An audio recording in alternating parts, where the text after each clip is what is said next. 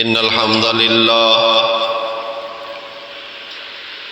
وحدہ والصلاة والسلام علی من لا نبی بعدہ اما بعد فاعوذ باللہ من الشیطان الرجیم بسم اللہ الرحمن الرحیم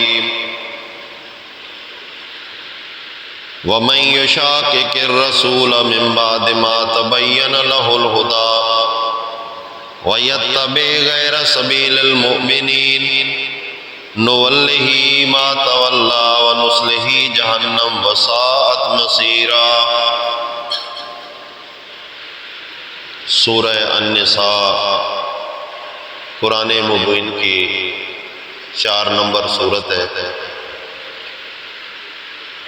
ہجرت مدینہ کے بعد اس کا نزول ہوا، خاص اس وقت جبکہ ایک اسلامی معاشرہ مدینے کے اندر قائم ہو چکا تھا۔ جتنی بھی مدنی صورتیں آپ قرآن مبین میں دیکھیں گے ان کے اندر زیادہ تر آپ کو احکامات، فرائض، عبادات ان کا تذکرہ ملے گا۔ دوسرے نمبر پہ کیونکہ یہود و نصارہ مکے میں نہیں تھے، مدینہ میں تھے، تو ان کے ساتھ جو دینی اختلاف تھا قرآن مبین نے اس کو اجاگر کیا تاکہ یہ مسلمان ایمان لانے کے بعد اسی طرح یہود و نصارہ کی ڈگر پہ نہ چل پڑے۔ تو یہود و نصارہ کے اندر جو برائی اور خامی تھی صاحب کتاب ہونے کے بعد، وہ یہ تھی سب سے پہلے تو وہ حرام حلال کی تمیز نہیں کرتے تھے۔ سماعون للکذب اکالون للسحت، جھوٹ میں ان کی گاڑی چلتی تھی اور حرام کھاتے تھے۔ سود آ گیا، ناجائز آ گیا، جو بھی آ گیا انہوں نے کھانا تھا۔ دوسری برائی ان کے اندر یہ تھی کہ انہوں نے اپنے مولوی اور پیر کو دین کا ذمہ دار ٹھہرایا ہوا تھا۔ پیغمبر کی کوئی ویلیو نہیں تھی، جو مولوی صاحب کہتے اس کو وہ بعین ہی من عند اللہ مان لیتے، اور پیغمبر چاہے لاکھ ان کو منع کرتے رہتے وہ ان کی بات نہیں مانتے تھے۔ تو اسی طرح سے کتاب رکھنے کے باوجود ان کے اندر شرک در آیا ہے۔ قرآن مبین شکوہ کرتا ہے اتخذوا احبارهم ورهبانهم اربابا من دون اللہ، سورہ توبہ کے آیت۔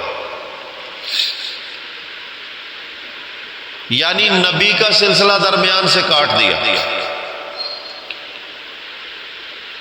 اب ان کے رہنما راہبر جو تھے وہ مولوی اور پیر بن گئے، نہ صرف راہبر بنے بلکہ ارباب بن گئے۔ قرآن حکیم کی اطلاع جو ہے ہمیں وہ یہ بتاتی ہے کہ اتخذوا احبارهم ورهبانهم، مولوی اور پیروں کو انہوں نے بنا لیا اربابن، رب کی جمع اربابن،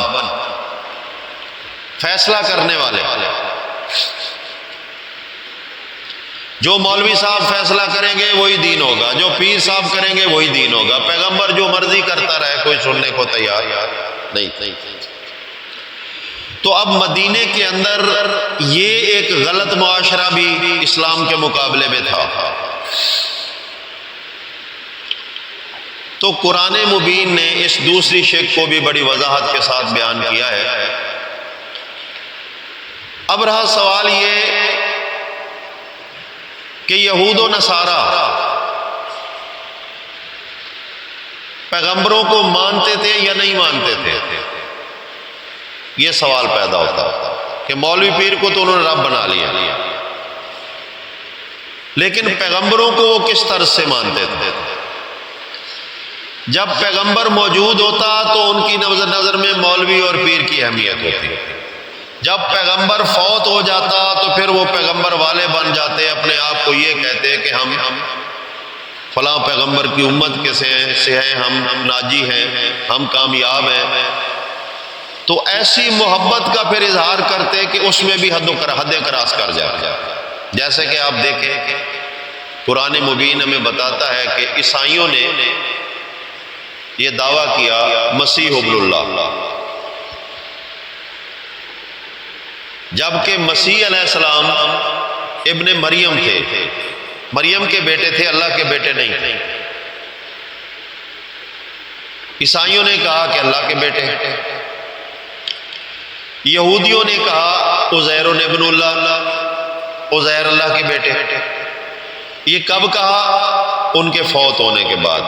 جب پیغمبر زندہ تھے تو ان کی مخالفت کرتے رہے، جب پیغمبر فوت ہو گئے تو لوگوں کے سامنے اپنی دھاک بٹھانے کے لیے انہوں نے کہا ہم تو پیغمبر والے ہیں، ہم پیغمبر سے محبت کرتے ہیں، نہ صرف محبت کرتے ہیں بلکہ ہم تو اللہ کا حصہ مانتے ہیں ان کو، یہ تو کائنات کے مختار کل ہیں، یہ جو چاہیں کریں کر سکتے ہیں۔ اب یہ دو چیزیں آپ ذہن میں رکھیں کہ مدینے کے اندر مسلمان معاشرہ جو قائم ہوا تھا اس کے لیے یہ دو چیزیں زہر قاتل تھے۔ ایک تو معاش یہودیوں کا بہت برا تھا، جھوٹ پہ ان کی بنیاد تھی اور حرام کھایا کرتے تھے۔ دوسرا، یہود و نصارہ مل کر پیغمبروں کے فوت ہونے کے بعد پیغمبروں کو اللہ کا درجہ دے دیا کرتے تھے، نہ صرف درجہ دیتے بلکہ اللہ کی اولاد مانتے تھے۔ جبکہ زندہ پیغمبر تھے اس وقت وہ مولوی کو اللہ کا درجہ دیتے تھے، پیغمبر کی بات نہیں سنتے تھے، مولوی کو فیصلہ کرنے والا مانتے تھے۔ رب کا معنی حاکم بھی ہوتا ہے۔ تو مدینے کے اندر یہ فتنے تھے جن کا مقابلہ تھا رسول اللہ صلی اللہ علیہ وسلم کو اور صحابہ کو۔ خیر اللہ کی مدد سے فتنے سرنگو ہوئے، اسٹیٹ قائم ہو گئی، فتوحات شروع ہو گئی۔ پھر آج جو ہمارے پاس اسلام موجود ہے عمل رسول صلی اللہ علیہ وسلم اور کتاب اللہ کے ذریعے سے، یعنی وہ ان لوگوں کی کوشش اور محنت ہے۔ لیکن حالات کچھ بدلے ہوئے نہیں ہیں، ذرا غور کریں۔ اگر کوئی شخص کہے کہ میں یہودی ہوں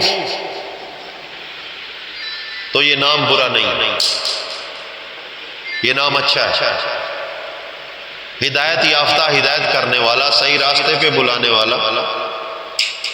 اگر کوئی کہے میں نصارہ ہوں، قرآن نے لفظ نصارہ بولا ہے، عیسائی جس کو ہم کہتے ہیں، تو نصارہ لفظ برا نہیں ہے۔ نصارہ کے معنی مددگار، تو دین کے مددگار ہوئے۔ لیکن سوال یہ پیدا ہوتا ہے کہ اچھا نام رکھنے کے بعد جب اللہ اور رسول کے ساتھ بغاوت اور دشمنی کی، حلال حرام کی تمیز نہ کی، تو اللہ تعالیٰ نے کیا فرمایا؟ لعنہم اللہ، ان پہ اللہ کی لعنت ہو۔ اب اسی طرح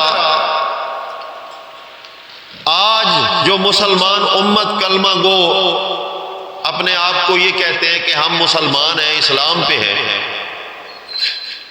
نام بہت اچھا ہے، اللہ کا پسندیدہ نام، گو کہ اس کو بھی بگاڑا گیا، فرقے بنائے گئے۔ ہمارے سامنے، ہماری آنکھوں کے سامنے ہر فرقے کی مسجد علیحدہ ہے۔ مسجد کس لیے بنتی ہے؟ اللہ کی عبادت کے لیے۔ اللہ ایک ہی ہے تو مسجدیں بھی ایک ہونی چاہیے، لیکن مسجدیں ہر علیحدہ ہیں۔ یہ فقہ جعفریہ کی مسجد ہے، یہ بریلوی کی مسجد ہے، یہ حنفیوں کی مسجد ہے، یہ اہل حدیث کی مسجد ہے، یہ فلاں کی مسجد ہے، یہ فلاں کی مسجد ہے، یہاں بھی آ کر ایک اختلاف کھڑا کیا۔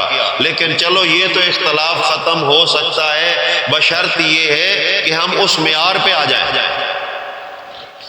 وہ معیار کیا ہے؟ لا الہ الا اللہ، یہ معیار ہے۔ اب الہ کے جملے کو جب ہم غور سے سمجھیں گے، اس پہ تدبر کریں گے، تو کائنات کے اندر صرف اور صرف ایک سپر پاور ذات بچے گی، وہ اللہ کی۔ ہم نے کہا لا الہ، کوئی سپر پاور نہیں الا اللہ، سوائے اللہ۔ اب چھوٹا سا کام، چھوٹا سا، زمین پہ آپ چونٹی چلتی دیکھتے ہیں جس کو کیڑی بولتے ہیں، کیڑی۔ اس کیڑی کی ضرورتیں پوری کرنے والا کون ہے؟ اللہ ہی۔ چھوٹا سا جانور ہے، خوراک بھی تھوڑی ہوگی، پانی بھی کم پینا اس کو کم ہوگا، لیکن اگر کوئی کہہ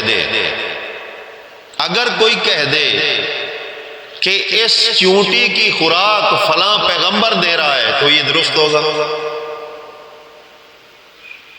اس چونٹی کی صحت فلاں پیغمبر دے رہا ہے، اس چونٹی کی مشکل کشائی فلاں پیغمبر کر رہا ہے، تو یقیناً یہ جرم اور شرک ہوگا۔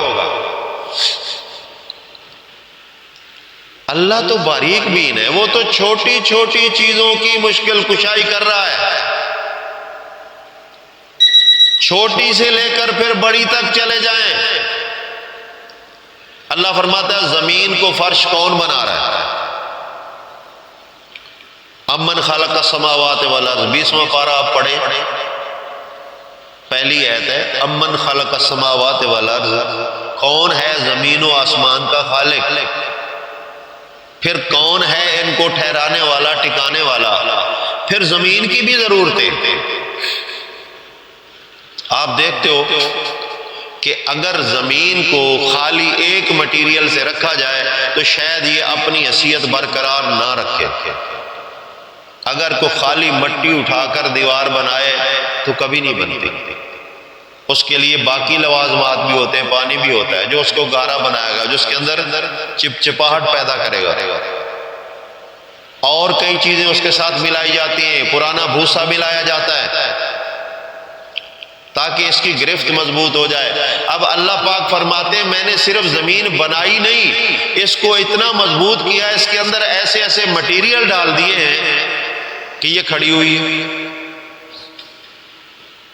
اپنی جگہ پہ جامد ہے۔ جب تک اللہ پاک نہ چاہے یہ زمین اسی طرح برقرار رہے گی، جب اللہ پاک چاہے گا پھر اذا زلزلت الارض زلزالہا، پھر زلزلہ آ جائے گا، اخرجت الارض اثقالہا، پھر اس کے اندر جو اس کو جکڑنے والا مٹیریل ہے نا، اس کے اندر کوئلہ بھی ہے، سونا بھی ہے، تانبا بھی ہے، گیسیں بھی ہیں، تیل بھی ہے، بڑا کچھ اس کے اندر موجود ہے، لیکن وہ جہاں انسان کو فائدہ دینے والا ہے وہاں اس زمین کے استحکام کا بھی ذریعہ ہے۔ چونٹی کا خالق کے بعد ضرورت مند مشکل کشا کون؟ اتنی بڑی زمین کا ضرورت پوری کرنے والا مشکل کشا کون؟ پھر کسی کی کیا ضرورت ہے؟ لا الہ الا اللہ۔ جب یہ بات کہہ دی تو اس دائرے کے اندر پوری کائنات، قرآن حکیم بتاتا ہے کہ فرشتے اتنے پاورفل ہیں، اولی اجنحاتن،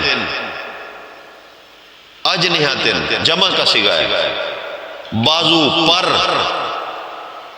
اور چار چار بازو، چار چار پروں والے۔ ہم نے ظاہری معنی یہی کیا ہے کہ شاید اڑنے والے پرندے والے پر، یہ پر نہیں بلکہ پاور بتائی گئی ہے، اور پاور اتنی بتائی گئی، آپ رسول اللہ صلی اللہ علیہ وسلم کی بیان کردہ وہ حدیث اگر پڑھیں تو آپ کو پتہ چلے گا کہ ایک فرشتہ جو جبرائیل علیہ السلام ہے اس کی کتنی جسامت ہے، کتنی قوت ہے، کتنا طاقتور ہے، تو یہاں ایک فرشتہ نہیں،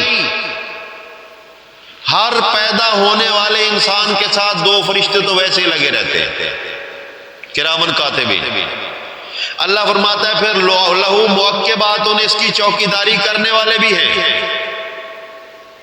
آگے پیچھے جو مصیبتیں اور بلائیں اس کو نظر نہیں آنے والی وہ ان کو ہٹانے والے بھی ہیں۔ اب اتنی بڑی کائنات، اس کے انتظام کے اندر اللہ نے ملائکہ پیدا کیے انسانوں سے کئی گنا زیادہ، لیکن غور کریں ذرا، شرف عزت کس کو بخشا؟ قرآن کہتا ہے وَلَقَدْ كَرَّمْنَا بَنِي آدَمَ، فرشتے کو عزت نہیں دی اللہ نے، کس کو عزت دی؟ انسان کو۔ لیکن یہی انسان جب اس مشکل کشا کو چھوڑ کر، مشکل کیا ہے؟ ضرورت، مشکل کا مطلب کیا ہے؟ ضرورت۔ اب ضرورت کا حل نکالنے کے لیے جب وہ غیر اللہ کی طرف جائے گا تو پھر اللہ فرماتے ہیں اولئک کالانعام، یہ اب انسان نہیں رہا، یہ فرشتوں سے افضل نہیں رہا، بلکہ یہ ڈنگر بن چکا ہے، بل ہم اضل، بلکہ ان سے بھی آگے نکل چکا ہے۔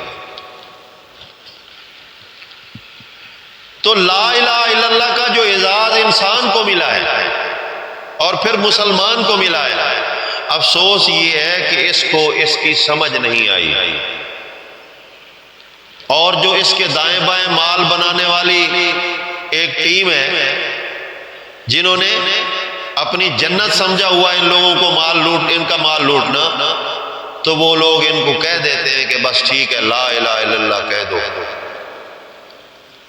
لا الہ الا اللہ کہہ دو جنت میں چلے جاؤ گے۔ یہ کوئی نہیں کہتا کہ لا الہ الا اللہ جو کہا ہے اس کو سمجھ کر اس کے مطابق زندگی گزار لو۔ اگلا جملہ تو ابھی دور ہے، انشاءاللہ وہ بھی بیان کروں گا، کلمے کا دوسرا جز بھی بیان کروں گا۔ سب سے پہلے لا الہ ابتدا جہاں ہو رہی ہے کہ مشکل کشا اللہ کے سوا کوئی اور نہیں ہو سکتا۔ تو جب یہود و نصارہ کو مشکلیں پڑی، مال کی ضرورت پڑی، اللہ کے بنائے نظام کو چھوڑ کر سود کی طرف چلے گئے، بے ایمانی کی طرف چلے گئے، لوٹ مار کی طرف چلے گئے، ان کو جس نے یہ راستہ دیا۔ اچھا آج ہم ایک بہت بڑا عجیب مسئلہ ہمارے ساتھ ہے، ہم جب کوئی غلطی کرتے کہتے ہیں یار شیطان نے کروا دی ہے، شیطان نے کروائی، تو کتنا پاک صاف ہے؟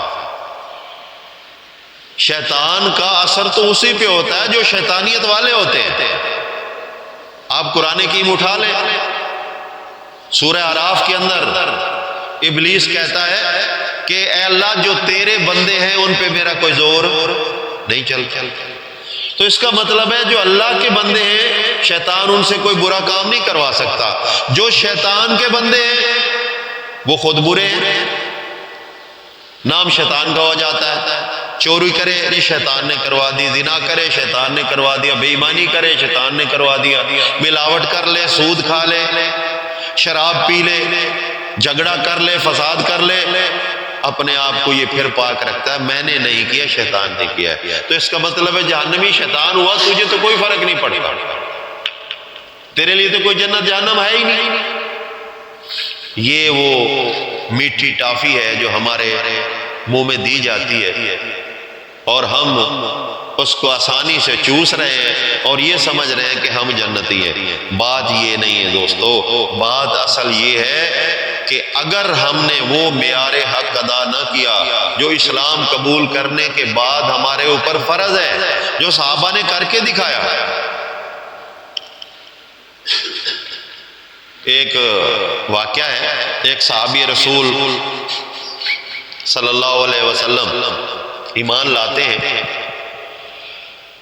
اور ایمان لانے کے بعد وہ ہوتے ہیں پہلے ماضی میں حبل کے ماننے والے، حبل بت تھا اس کے ماننے والے، اور آپ سمجھتے ہیں جس کو کوئی بت سمجھتا ہے اس کی کتنی عزت ہوتی ہے۔ شریعت کے اندر خالی بت یہ نہیں کہ آپ 5-6 فٹ کا 10 فٹ کا کسی کی تشبیہ بنا کر کھڑا کر دیں یہی بت ہے، نہیں، اللہ کے رسول نے قبر کو بھی بت کہا ہے، بلکہ دعا کی ہے، اللہم لا تجعل قبری وثنا، اے اللہ میری قبر کو بت نہ بنانا کہ یو بدو یہاں آ کے عبادت کی جائے، حدیث موجود ہے۔ لیکن یہاں بت وہی ہندوؤں والا سمجھا جاتا ہے جو اندر بت ایک موجود ہے، جو اندر شیطان موجود ہے، جس کا تابع ہو کر تو حلال حرام کی تمیز چھوڑ چکا ہے، اس کو کوئی بت ماننے کے لیے تیار نہیں ہے۔ پھر جو بہت بڑا بت، بڑا، آپ ہسٹری میں جائیں، اصل بت قبر ہے۔ عبداللہ ابن عباس رضی اللہ تعالیٰ عنہ فرماتے ہیں ود سوا یغوث یعوق نصر، نوح علیہ السلام کے جو 5 بت تھے ان کی اصل ابتدا کیا تھی؟ انہم کانوا قوما صالحین، وہ نیک لوگ تھے، فلما ماتوا، جب وہ مر گئے، عاکفوا قبورہم،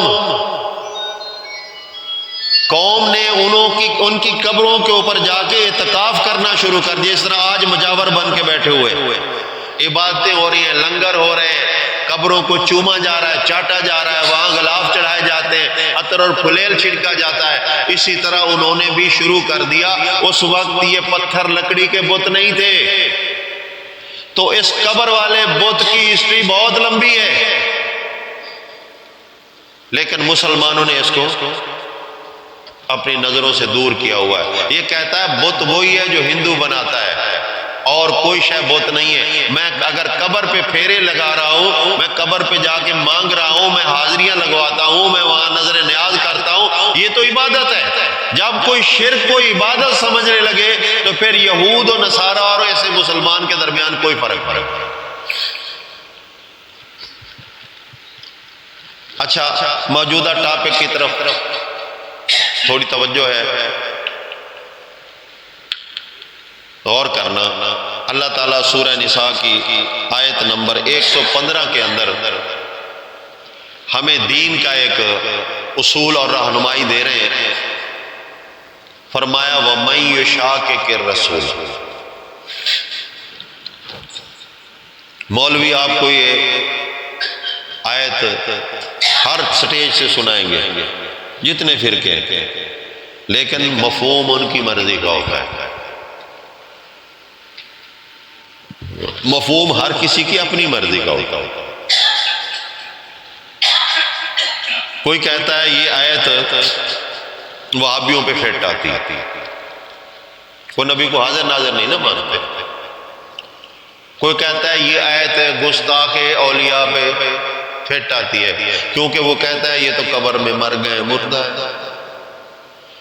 کوئی کہتا ہے جو نعرے لگانے سے روکتا ہے یہ آیت اس کے اوپر فٹ آتی ہے۔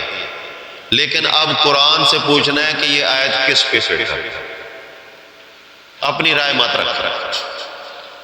یہ آیت آپ کو 2 آیتیں قرآن حکیم کی فرقہ واریت بطور ہتھیار استعمال کرتے ہیں، جو فرقہ واریت کے اندر مبتلا ہے۔ ایک ہے الا ان اولیاء اللہ لا خوف علیہم ولا هم یحزنون، بس بات ختم ہوگی۔ خبردار ہو جاؤ، جو اللہ کے ولی ہیں ان کو نہ کوئی خوف ہوگا نہ غمناک ہوں گے۔ اچھا یہ بتاؤ اس میں کہیں کوئی لفظ ایسا ہے کہ وہ قبر میں زندہ ہے؟ کسی کا ترجمہ ہو، مرزائی کا اٹھا لو، شیعہ کا اٹھا لو، اہل حدیث کا اٹھا لو، دیوبند کا اٹھا لو، اہل سنت، جس کا دل کرتا ہے آپ ترجمہ اٹھائیں، کیونکہ عربی لفظ جب موجود نہیں ہے تو پھر اس کا معنی کیا ہوگا۔ لیکن تشریح کیا کرتے ہیں؟ خبردار ہو جاؤ، جو اللہ کے ولی ہیں ان کو خوف نہیں ہوگا۔ کیا نہیں ہوگا؟ وہ قبر کے عذاب سے بچے ہوئے، قبر کی کوئی بات ہے نہیں۔ وَلَا هُمْ يَحْزَنُونَ، اور انہیں کسی قسم کی جنت یا جہنم کے معاملے میں کوئی پریشانی ہے ہی نہیں۔ سارے کہتے ہیں سبحان اللہ۔ اچھا اگر کوئی ہندو اس قرآن کے پورے قرآن کے اندر ایک لفظ زیادہ ڈال دے تو آپ برداشت کرو گے؟ نہیں کرو گے، جلاؤ گھراؤ ہوگا، نعرے لگیں گے، سارے مولوی تڑپیں گے، روڈ بھر جائیں گے، ٹائر جلائے جائیں گے، دکانیں توڑ پھوڑ کی جائے گی۔ کیوں بھائی؟ قرآن مکمل ہے، اللہ نے نازل کیا، مکمل ہو گیا، اس میں ایک لفظ کیوں زیادہ کیا؟ ارے تو زیادہ کر رہا ہے، تیرے خلاف کیا کیا جائے؟ تو مسلمان کہلانے والا، قرآن میں تو یہ لفظ نہیں ہے کہ یہ قبر میں زندہ ہے، الا ان اولیاء اللہ لا خوف علیہم ولا هم یحزنون، لیکن کون پوچھنے والا پوچھے؟ جو پوچھے گا وہ گستاخ رسول بنے گا۔ ایک ہی ہتھیار ان کے ساتھ میں ہے، وہ پٹھان تھا نا، پٹھان جا رہا تھا تو ایک ہندو سامنے آیا، اس نے پوچھا کون ہو؟ کہا تھا ہندو۔ اس نے بندوق سیدھی کر لی، کلمہ پڑھو۔ ہندو عقل مند تھا، اس نے کہا یار اب پٹھان بگڑا ہوا ہے، چلو کلمہ پڑھ لو، جان تو بچاؤ۔ اب وہ پٹھان کو کہتا ہے خان صاحب کلمہ پڑھاؤ، اب خان صاحب کو خود کلمہ نہیں آتا، کہتا کاش اگر ہم کلمہ جانتا ہوتا تو آج ایک ہندو مسلمان کر لیتے۔ یہ ہے ہمارے مسلمانوں کی حالت، ان کو خود توحید کا پتہ نہیں، دعوت دیتے پھرتے ہندوؤں کو۔ ہندو کیا کرتا ہے؟ وہی ہندو شرک کرتا ہے اللہ کے ساتھ، اگر تم شرک کرو تو پھر اس میں تمہارے اندر فرق کیا ہے؟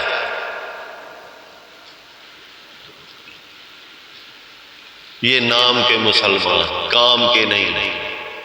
اس لیے اللہ کے زیادہ عذاب جو آ رہے ہیں وہ آئی مسلمانوں پہ رہے۔ قرآن کی روح سے سمجھیے، سورہ بقرہ اللہ فرماتے ہیں وَمِنَ النَّاسِ مَن يَقُولُ رَبَّنَا آتِنَا فِي الدُّنْيَا، لوگوں میں سے کچھ ایسے ہیں جو اللہ سے خالصتاً دنیا مانگتے ہیں۔ اللہ کو تو انگریز بھی مانتا ہے نا، یہودی بھی مانتا ہے، عیسائی بھی مانتا ہے، پارسی بھی مانتا ہے، سبائی بھی مانتا ہے۔ وہ کہتے ہیں یا اللہ دنیا دے، لیکن دنیا مانگنے کے اندر اخلاص ہوتا ہے۔ تو اللہ فرماتے ہیں ہم نے دنیا دے دی، لیکن آگے کیا؟ وَمَا لَهُ فِي الْآخِرَةِ مِنْ خَلَاقٍ، اس کا آخرت میں حصہ نہیں۔ دینے والا کون ہے؟ دنیا بھی دینے والا کون؟ آخرت بھی دینے والا اللہ۔ اب اللہ فرماتے ہیں ان میں سے کچھ لوگ، وَمِنْهُمْ، ان میں سے کچھ لوگ اچھے بھی ہیں، سمجھدار عقل مند ہیں، وہ کیا ہے؟ مَن یقول، جو کہتے ہیں ربنا آتنا فی الدنیا حسنہ، اے اللہ ہمیں دنیا دے تو بہتر دے، فتنے والی دنیا نہ دے،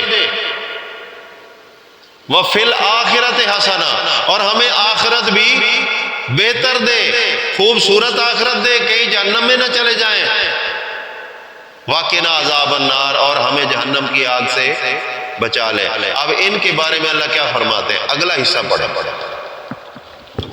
فرمایا اولئک لہم نصیب مما کسبوا، یہی وہ لوگ ہیں ان کی کمائی کا حصہ ہے، آخرت میں ملے گا۔ اور جن لوگوں نے دنیا مانگی ہے، وہ مسلم ہو یا غیر مسلم ہو، اللہ دے دیتا ہے، لیکن ہمارے مسلمانوں کی حالت یہ ہے ہم دنیا بھی بے ایمانی سے لے رہے ہیں اور آخرت میں بھی بے ایمانی کر رہے ہیں۔ اس لیے نہ ہماری دنیا ہے نہ آخرت۔ اس بات پہ غور کریں ذرا، یہ بات عام نہیں ہے۔ دین میں بھی فراڈ، دنیا میں بھی فراڈ۔ چلو غیر مسلم نے دنیا میں فراڈ نہیں کیا، اس نے دنیا مانگی ہے، آخرت نہیں مانگی، اللہ نے اس کو دنیا دے دی ہے۔ آج غیر مسلم غالب آ چکا ہے مسلم اقوام پہ، تقریباً 56-57 ملک مسلمانوں کے دنیا کے اندر ہیں۔ مجھے ایک بتا دو جو اپنی پاور پہ کھڑا ہو۔ سارے امریکہ کے پٹھو، برطانیہ کے پٹھو، IMF کے غلام، بچے ان کے قتل کیے جاتے ہیں، بیگار مزدوری ان سے لی جاتی ہے، غیر مسلموں کے اندر جا کر یہ فخر محسوس کرتے ہیں کہ ہم وہاں انگلینڈ میں گٹر صاف کرتے ہیں۔ یہ عزت ہے؟ یہ ذلت اور رسوائی ہے۔ کیوں آئی؟ کہ ہم دنیا میں بھی کھڑے نہیں اور آخرت میں بھی کھڑے نہیں۔ چلو ایک مسئلہ ہے، مسائل چلتے رہتے ہیں۔ ایک مسئلہ مجھے جو زیادہ میں سمجھتا تھا اس کو بیان کرنا چاہیے۔ من یشاقق الرسول، میں نے کہا تھا نا قرآن کے مطابق اس آیت کا مفہوم بیان کرنا۔ من یشاقق الرسول، جو رسول کی مخالفت کرے۔ رسول کی مخالفت کس طرح ہوگی؟ دیکھیں ابھی لہب جو تھا رسول کی ذات کا مخالف نہیں تھا، رسول کی بات کا مخالف تھا۔ رسول اللہ صلی اللہ علیہ وسلم نے فرمایا قولوا لا الہ الا اللہ تفلحون، کہہ دو اللہ ایک ہے کامیاب ہو جاؤ گے۔ تو اس نے جواب کے اندر جب پہلے رسول اللہ صلی اللہ علیہ وسلم نے آواز دی کوہ صفا پہ چڑھ کر، تو ابو لہب سمیت سارے دوڑ کے آئے، کیونکہ اس ذات کی بات، وہ شخص بلا رہا ہے جو سچا ہے، جو کردار کا پکا ہے، جو جھوٹ نہیں بولتا، جو حرام رزق نہیں کھاتا، اس کا کردار صاف ہے، تو لوگ دوڑے ہوئے چلے آئے۔ اس کا مطلب ہے محبت اس ذات کی تھی، اگر نفرت ہوتی تو کبھی نہ آتے۔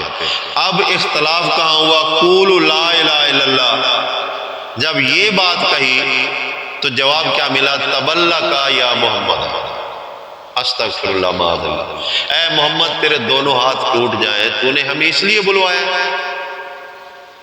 ہم تو سمجھتے تھے کہ سچا آدمی ہے کوئی اچھی خبر دے گا، لیکن تو نے ہمارے تو سارے الہوں کا بیڑا غرق کر دیا۔ یہ بگڑی بنانے والے، کشتیاں پار لگانے والے، یہ سمندروں میں مدد کرنے والے، یہ ریگستانوں میں مدد کرنے والے، یہ ہمارے بچوں کو بلاؤں سے بچانے والے، ہمارے رزق کو بڑھانے والے، یہ سارے کے سارے تو نے ختم کر دیے۔ تیری یہ بات غلط ہے، یہ بات ہم ماننے کے لیے تیار نہیں ہے۔ تو جو رسول اللہ کی عملی زندگی کے خلاف چلے گا، اصل میں آیت یہ بتا رہی ہے کہ اللہ کے رسول کی مخالفت یہی ہے کہ اس کی دعوت کے خلاف چلے، چاہے اس کا نام جتنا مرضی چومتا پھرے۔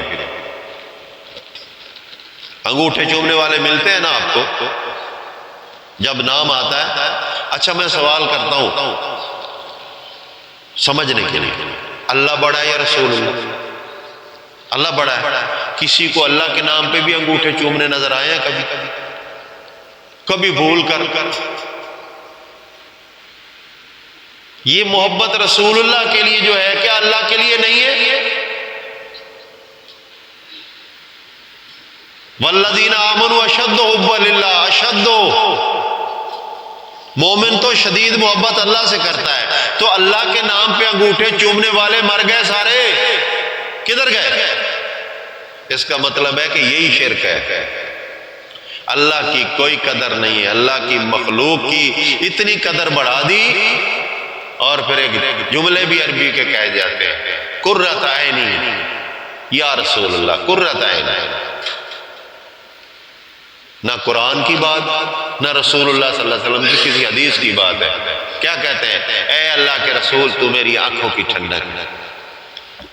جھوٹ بولتا ہے، رسول کی دعوت کا ستیہ ناش کر رہا ہے، تو شرک کا تو نے ٹھیکہ لیا ہوا ہے، بدعات گلے میں لٹکائی ہوئی ہیں، بدعات کے بغیر تیرا وقت نہیں گزرتا، اور کہتا ہے قرۃ عینی یا رسول اللہ۔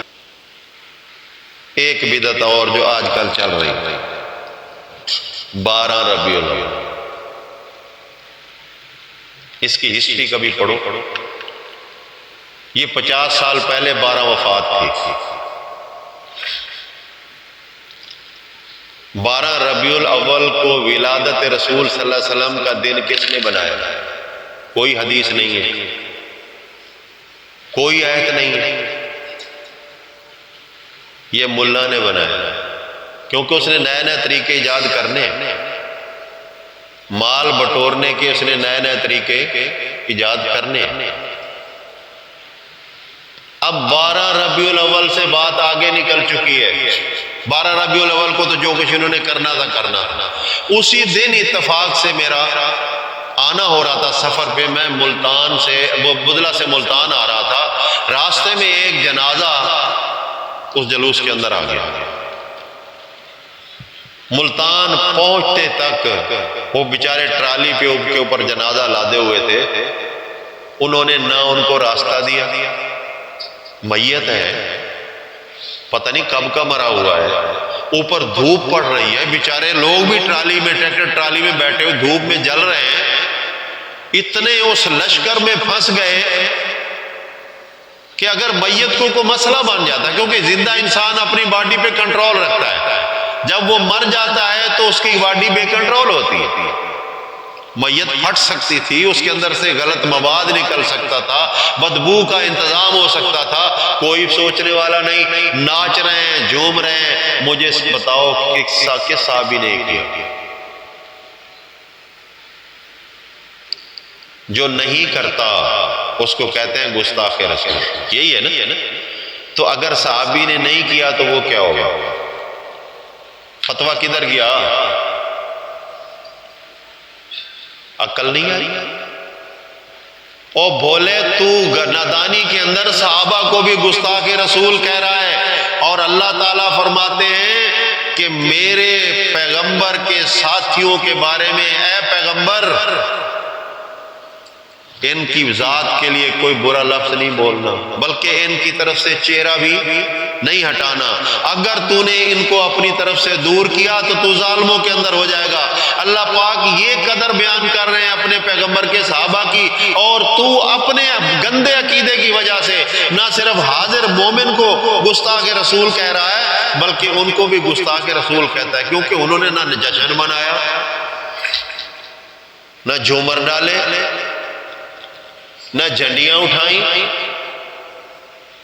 یہ کہتا ہے ہم عاشقان رسول ہیں، رسول کی عصمت پہ قربان، نئی نئی بکواس کرتا ہے، یہ اپنے مال پہ قربان ہو ہے۔ کیوں؟ کہ 8 دن پہلے سپیکر کھول لیتا ہے، میلاد شریف کے لیے چندہ، میلاد شریف کے لیے چندہ۔ کچھ زیادہ جو جالے ہوتے ہیں نا وہ کہتے ہیں جی مولوی صاحب کتنی مٹھائی لگے گی؟ جی کوئی 10 من لگے گی، یہ مانگو نہیں، لیکن وہ ہٹتا نہیں ہے، مانگتا رہتا ہے۔ 8 دن اس نے محنت کی، 8 دنوں کے بعد مثال کے طور پر 200 بندہ اس کے جلوس میں ہے، فی بندہ کتنی مٹھائی کھائے گا؟ اندازہ لگا لے، ایک پاؤ کھا لے گا تو کتنی بنے گی مٹھائی ہوئی؟ 50 کلو، 200 بندہ 50 کلو مٹھائی کھائے گا تو 10 من کے پیسے کدھر گئے؟ وہ کدھر گئے؟ کوئی نہیں سمجھ۔ یہ تو عاشق رسول ہے، یہ تو اچھلتا ہے، یہ وہ ڈرامہ کر رہا ہے جس طرح ایک مداری ڈرامہ کرتا ہے، بلکہ ان کا اپنا لکھتا ہے۔ کتاب کا نام ہے کشف المحجوب، علی حجویری کی کتاب ہے۔ وہ لکھتا ہے جو دین کو بیچ کر اپنا پیٹ پالتا ہے اس سے وہ مداری اچھا ہے جو بازار کے اندر بیٹھ کر ڈوڈگی بجائے اور اپنی روزی کمائے، مداری اس سے اچھا ہے۔ جائیں اپنے عالم کی کتاب پڑھ لیں، کشف المحجوب کتاب کا نام ہے، احمد رضا خان بریلوی کی تصنیف۔ یہ روڈوں پہ ناچے، جھومر لگائے، جلسے، پھر جو منع کرے اور صحابہ کا طریقہ چھوڑ رہے ہو، رسول اللہ کی مخالفت کر رہے ہو، کیونکہ رسول کا مقصد یہ تھا کہ اسلام پھیلے، تم بے حیائی پھیلا رہے ہو، تم بدعت پھیلا رہے ہو، تم ناچ گانا پھیلا رہے ہو۔ آج کل تو کہتے ہیں جی ہم رسول کی ثنا کر رہے ہیں، ثنا کس کی ہوتی ہے؟ یہ نہیں سمجھ آئی؟ جب ہم سبحانک اللہ پڑھتے ہیں تو کیا کہتے ہیں؟ سبحانک اللہم، ثنا کے لائق ہے اللہ تو ہی ہے۔ تو جو ان کو اس کی ثنا سے روکے یہ فوراً جناب پولیس بلوا لیتے ہیں، فوراً جناب ACDC تک کالیں چل جاتی ہیں، 4-5 تھانوں کی پولیس آتی ہے ایک بندے کو اٹھانے کے لیے. کیوں کہ جی یہ گستاخ رسول ہے نا بدماش. پتہ چل جائے گا قیامت والے دن. میں کہتا ہوں گستاخ رسول وہ ہے جو رسول اللہ کا نام لے کر یہودیوں عیسائیوں کی طرح رسولوں کے مشن کے خلاف کرتا ہے، وہ گستاخ رسول. جو قرآن و سنت پہ چل رہا ہے وہ گستاخ رسول نہیں، وہ محب رسول ہے. اگر دنیا اس کو کہتی رہے کوئی پرواہ نہیں، لیکن اللہ رب العزت فرماتے ہیں کہ میرے پیغمبر کی اطاعت کرنے والوں، یا ایھا الذین آمنوا اطیعوا اللہ واطیعوا الرسول ولا تبطلوا اعمالکم، اگر رسول کی اطاعت سے باہر نکلو گے تمہارے اعمال برباد کر دو گا. تو مجھے بتا دے مولوی صاحب کہ کس رسول نے یہ تماشا کیا جو آج تو کر رہا ہے؟ کس کی سنت ادا کر رہا ہے؟ جنہوں نے 5 نمازیں تو کیا کبھی جمعہ بھی نہیں پڑھا. میں نے دیکھا لوگ دیہاتی لوگ ٹریکٹر ٹرالیوں کے اوپر جناب گھر کے بندے بھی تو ہمسائے بھی تو جھنڈیاں اٹھایا کہتے میلاد شریف میں جا رہے ہیں. کیوں بھائی؟ اور بھائی رسول کی محبت ہے، جنت تو ملنی ادھر سے ہے. اچھا صحابہ نے جو نمازیں پڑھی ہیں وہ کدھر گئی؟ اللہ پاک نے فرمایا ایمان والو اگر تم سفر میں ہو، سواری پہ بیٹھے ہوئے ہو تو اینما تولوا فثم وجہ اللہ، تمہارا جدھر منہ ہو تم نماز شروع کر دو، اللہ ادھر ہی ہے. اتنی نماز کی پابندی ہے، لیکن تو نے تو پورا سال پڑھی نہیں. بھینسوں کی گوبر اکٹھی کرتا رہا، دودھ بیچتا رہا، ہل چلاتا رہا، لیکن سال میں ایک بار میلاد میں آ گیا، جنت مل گئی. کیا بات! دین مشقت مانگتا ہے، لیکن جو ٹکٹیں دے جنت کی. آؤ ذرا رسول اللہ صلی اللہ علیہ وسلم کی بات سنو. اپنی بیٹی کو آواز دے کر کہتے ہیں، روایت بخاری میں موجود ہے، پڑھ لینا، سلینی ما شئت من مالی، میری بیٹی مجھ سے مانگ لے جو کچھ میرے پاس ہے میں تجھے دے دوں گا، لیکن ما اغنی عنک من اللہ شیئا، قیامت والے دن اللہ کے سامنے میں تیرے کسی کام نہیں آؤں گا. تو زیادہ پیارا ہے. وہ بیٹی جس نے پیغمبر کی تربیت حاصل کی، صحابیہ رسول ہوئی، رسول کی بیٹی ہوئی، پھر صحابی کی بیوی ہوئی فاطمہ رضی اللہ تعالیٰ عنہ، پھر صحابیہ کی ماں بھی ہے. 2 صحابی اس کے بطن سے پیدا ہوئے جنہوں نے رسول اللہ صلی اللہ علیہ وسلم کو دیکھا ہے، حسن اور حسین رضی اللہ تعالیٰ عنہ. اتنا درجہ پانے والی عورت، اور پیغمبر کہہ رہا ہے کہ قیامت والے دن میں تیرے کام نہیں آؤں گا. او ملا جی حیا کر، اللہ کے رسول کیا سمجھانا چاہتے ہیں؟ چھوڑ دو یار بدعتیں، چھوڑ دو اس شرک و کفر کو، دین اسلام کی طرف آؤ. اور دین اسلام کیا کہتا ہے؟ دین اسلام کہتا ہے جس نے من عامل صالحا فلنفسہ، جس نے اچھا عمل کیا اپنے فائدے کے لیے کیا، کوئی کسی کے کام نہیں آئے گا. ومن اساء فعلیہا، جس نے برا کام کیا اس کا وبال بھی اسی کے اوپر پڑے. دین تو یہ کہتا ہے. اب گھروں گھروں میں میلاد بھی ہو رہا ہے. پہلے مرد تھے، اب عورتیں، عورتوں کو میلاد بھی ہو رہی ہے. یہ بدعت کیوں آئی؟ کس نے ایجاد کیا؟ آپ کے ملک کا قانون، پاکستان کا قانون، انسان بنانے والے ہیں. ایک لا بن جاتا ہے، اس کو کتاب میں لکھ دیا جاتا ہے.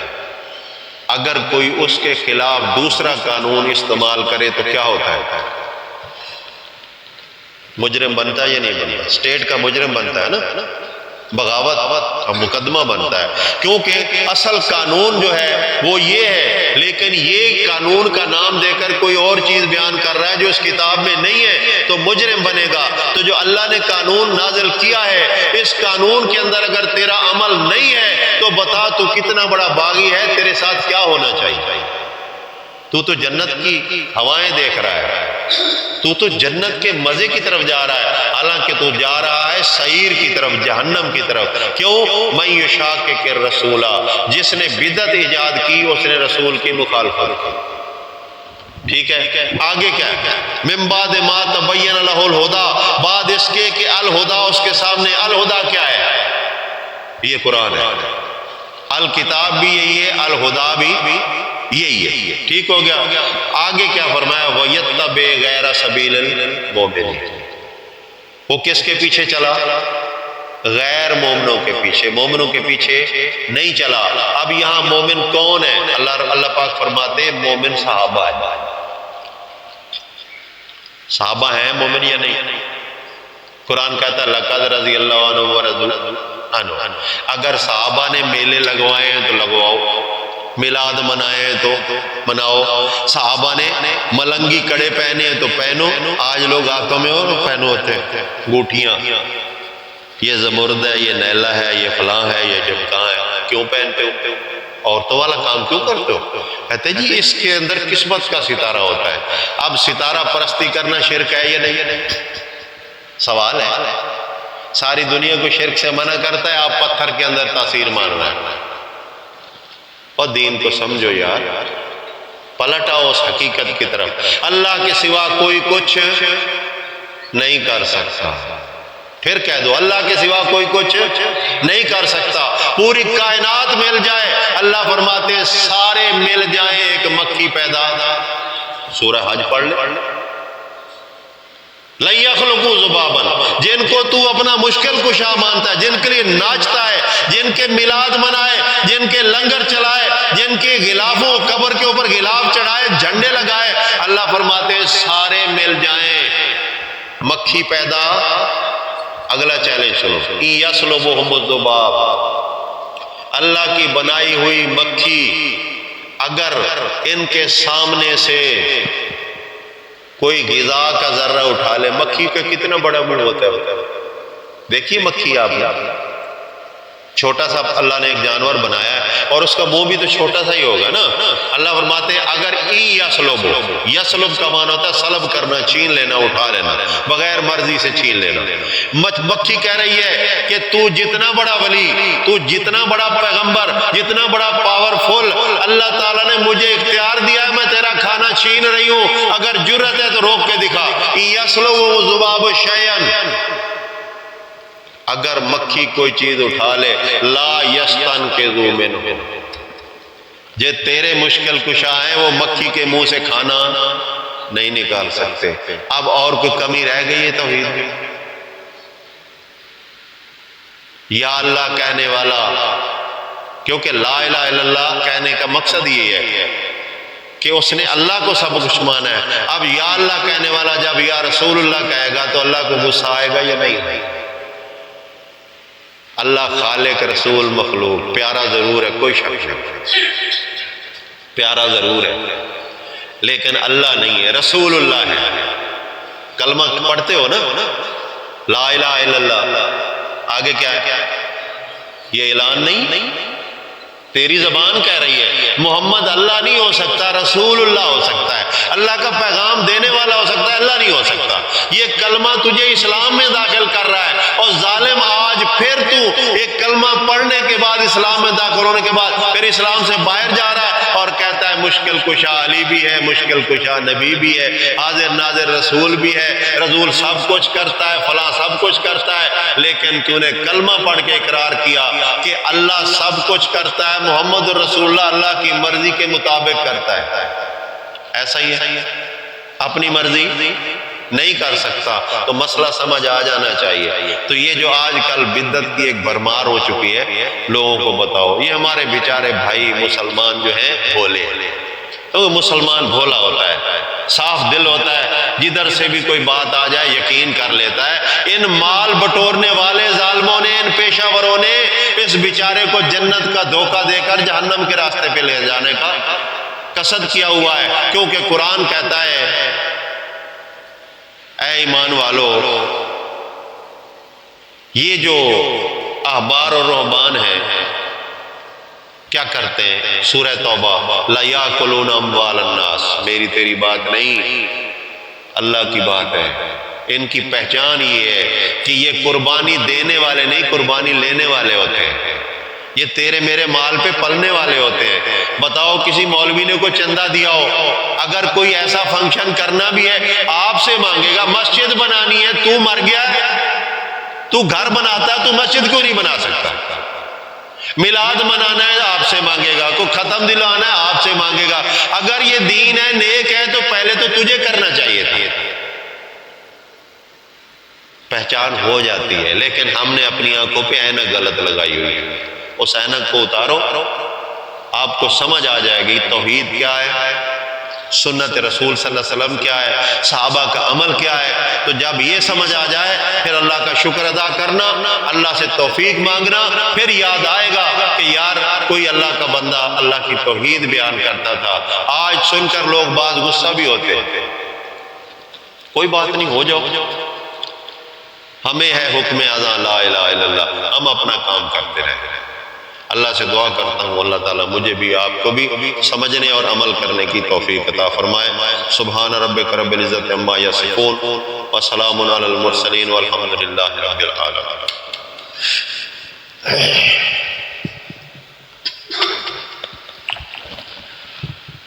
ربنا آتنا فی الدنیا حسنۃ وفی الآخرۃ حسنۃ وقنا عذاب النار۔ ربنا لا تزغ قلوبنا بعد إذ هديتنا وهب لنا من لدنك رحمة إنك أنت الوهاب۔ ربنا إننا سمعنا مناديا ينادي للإيمان أن آمنوا بربكم فآمنا۔ ربنا فاغفر لنا ذنوبنا وإسرافنا في أمرنا وثبت أقدامنا وانصرنا على القوم الكافرين۔ اللهم أيد الإسلام والمسلمين، اذكروا الله يذكركم، فادعوه يستجب لكم، ولذكر الله تعالى أعلى وأكبر۔